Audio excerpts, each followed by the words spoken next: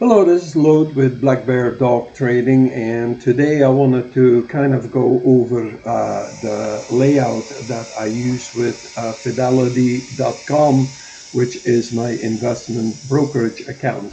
If you followed along with what I've shown you thus far in prior videos, you have your Roth IRA set up with these current indexes. By the way, my QDTE, which I've been talking about the last few days, has finally registered. And today there is a D symbol in front of it, meaning it's dividend day. Remember, this particular fund pays weekly dividends, and I'm going to make a video just about that fund. For now, let's stick with the layout of my Fidelity dashboard. Normally, the headers are not like this. I have rearranged them. I have them currently in total gain and loss, today's gain and loss, what the current value is, how much it costs me for each share, how many shares I currently have, and what the overall percentage of that fund is of what the percentage is of my overall portfolio. So how do you do this? It's actually very simple. If you want to move a header left or right, simply left click on the header and drag it left or right wherever you want it. Then if you want to sort high or low or any other way that they may offer, simply click on the double arrow. At first you have double arrows. Simply click on it, and now you get an options that you can select from how you want your information to be displayed. I like it to be displayed from high to low. Low meaning possible losses, which in this case we most definitely have with FSELX, which is still an aftershock from DeepSeek's announcement that it can do better AI training for a fraction of the cost of what the United States is looking to invest in its AI training program. So this will eventually balance out when the panic mode has kind of evaporated and people start to realize that, NVIDIA is still a solid company. Despite the dent, it hasn't really made a dent that is enough to warrant possibly liquidating altogether. But this is how it works. People get in panic mode. They start seeing a 10% dip, a 17% dip, sometimes even a 20% dip, and then it is, oh my God, what's going on? Sell, sell, sell. I don't operate this way. I take my time. In fact, if anything, if I were to own the individual NVIDIA stock, for me, this would be a time to buy as opposed to go in panic mode, because that stock will rebound. It will increase again. How long will that take? That's anybody's guess, but it will. There is something to be said for being first in the market. NVIDIA is first. It has high quality chips that are fast, that are very reliable. And in fact, proof of that is that even DeepSeek, despite being able to do AI training at a much lesser cost, supposedly at least, uses NVIDIA chips of lesser quality, but nonetheless NVIDIA chips to do its AI learning. So this is going to bounce back. It's just a matter of being patient. And by the way, this is where laddering comes in nicely, and this is something I will talk about in a later video. But let's get back to the subject at hand. So I have rearranged my headers, my columns, in a way that it makes more sense for me.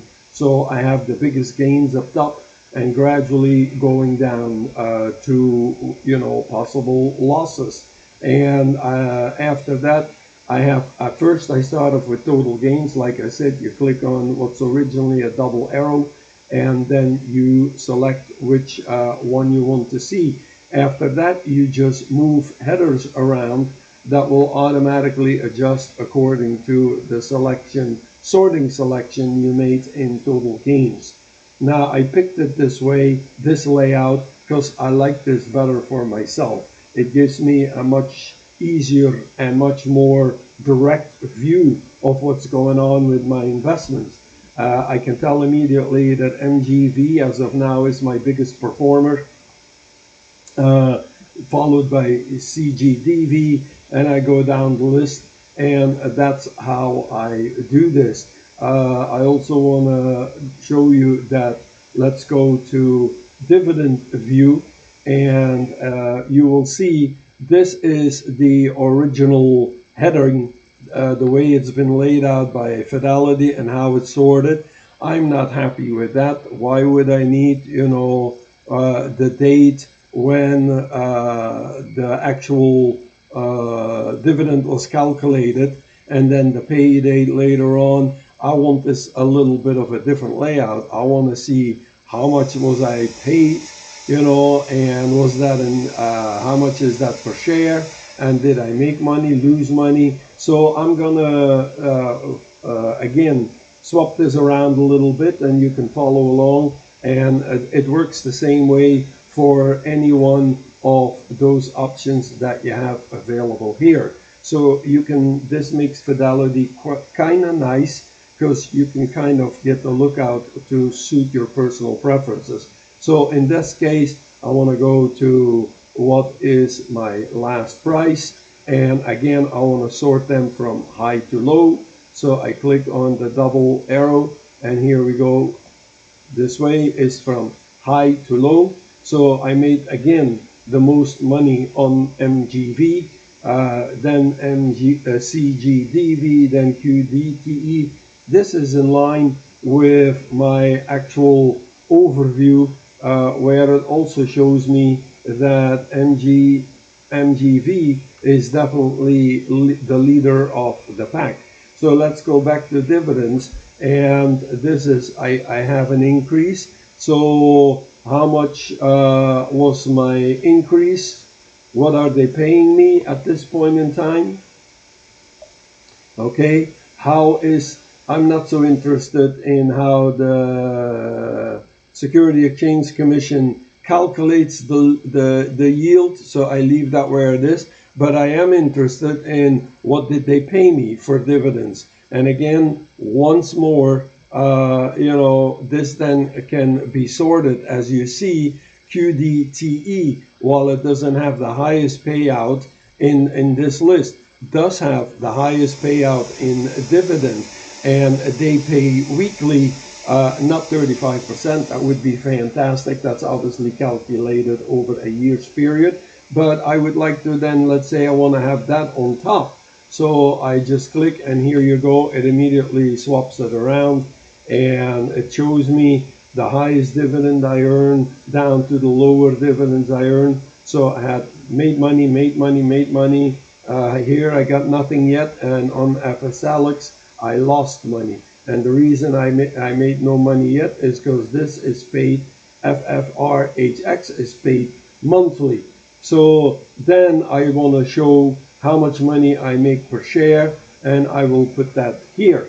So this now shows me where QDTE is concerned.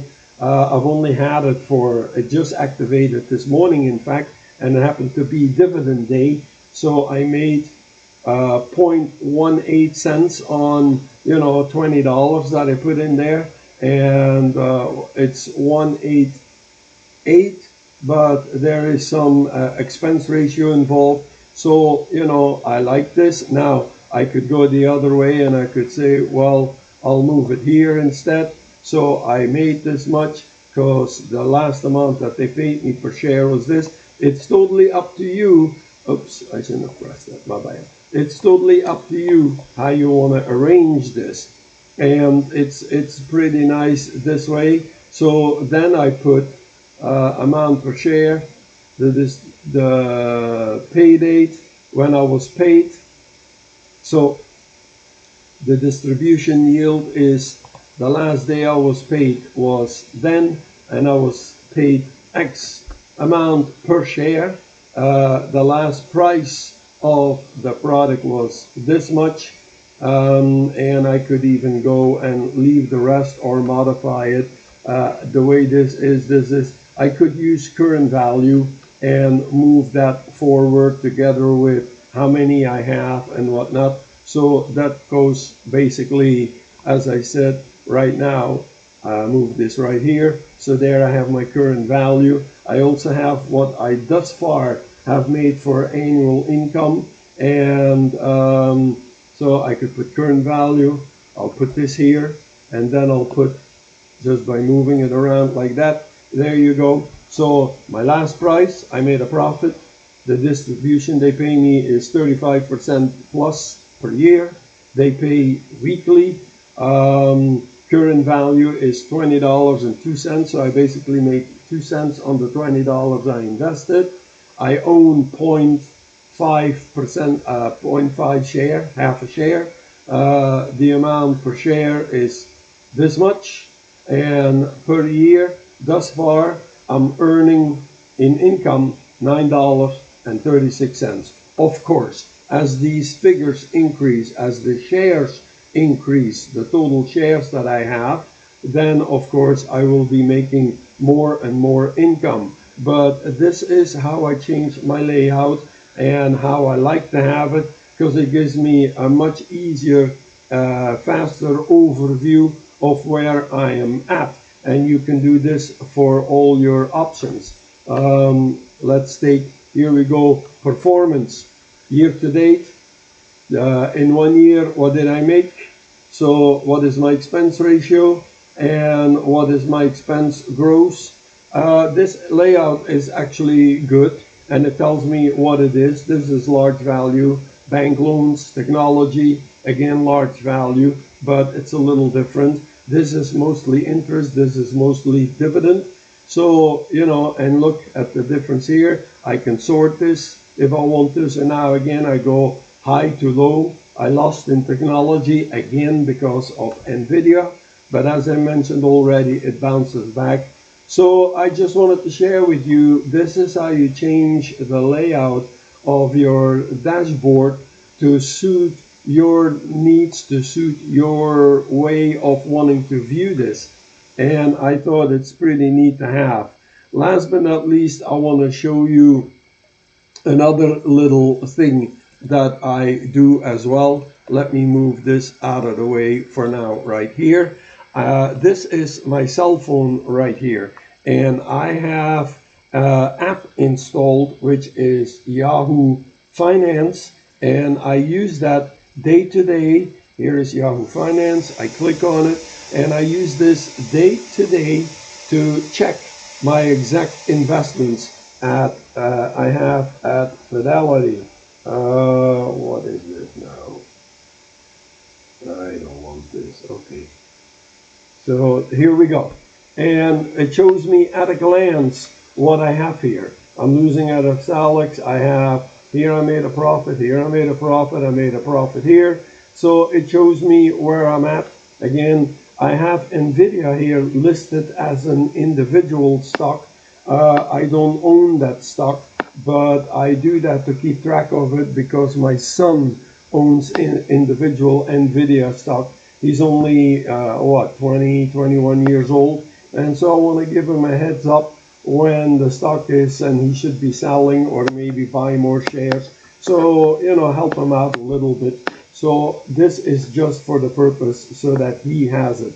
So it's very easy to make a list like this. Once you have a list, you can click on edit list and then you can add more symbols, or you can simply go to where it says right here portfolio and lists. You click on it, you can create a new list, you call it whatever you like, and once you create a new list, then you will be able to add whatever index fund stock that you want to track. So I'm going to click on edit list, and here is where I can now sort them simply by highlighting this with the left mouse button, drag it. You see, I can sort them any which way I want.